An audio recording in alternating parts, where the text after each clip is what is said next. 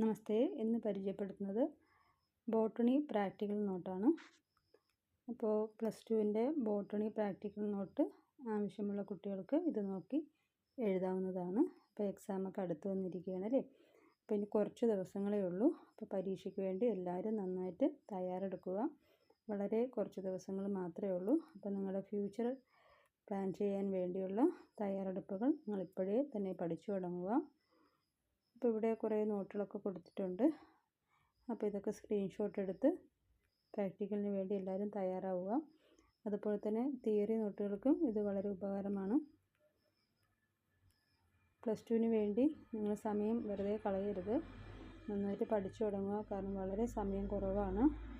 മാർച്ചിലാണ് annual exam വരുന്നത്. അപ്പോൾ അതിനു മുമ്പ് തയ്യാറാക്കേണ്ട നോട്ടുകളെല്ലാം തയ്യാറാക്കുക. പ്ലാൻ ചെയ്ത് തന്നെ പഠിക്കുക. എങ്കിൽ മാത്രമേ മാർക്കുകൾ സ്കോർ ചെയ്യാൻ കഴിയുകയുള്ളൂ. ഓരോ സബ്ജക്റ്റിൻ്റെയും പ്രാക്ടിക്കൽ നോട്ടുകളും തിയറി നോട്ടുകളും നിങ്ങൾക്ക് ലഭിക്കുന്നതാണ്.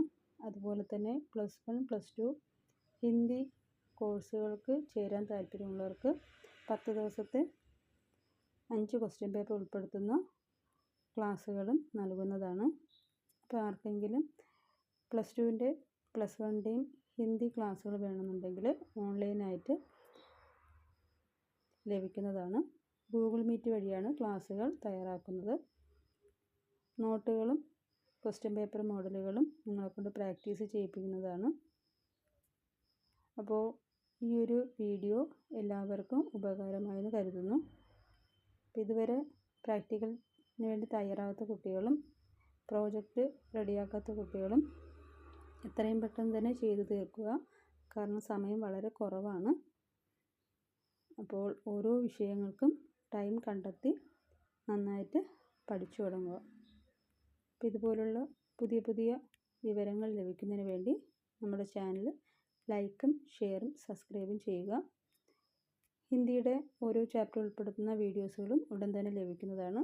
അതുപോലെ തന്നെ ക്വസ്റ്റ്യൻ പേപ്പറിൻ്റെ മോഡലുകളും 3 ക്വസ്റ്റ്യൻ പേപ്പർ ഉൾപ്പെടുത്തുന്ന 2 ദിവസത്തെ ക്ലാസ്സുകളും നൽകുന്നതാണ്. അപ്പോൾ ആർക്കെങ്കിലും ക്ലാസ് വേണമെന്നുണ്ടെങ്കിൽ അറിയിക്കുക.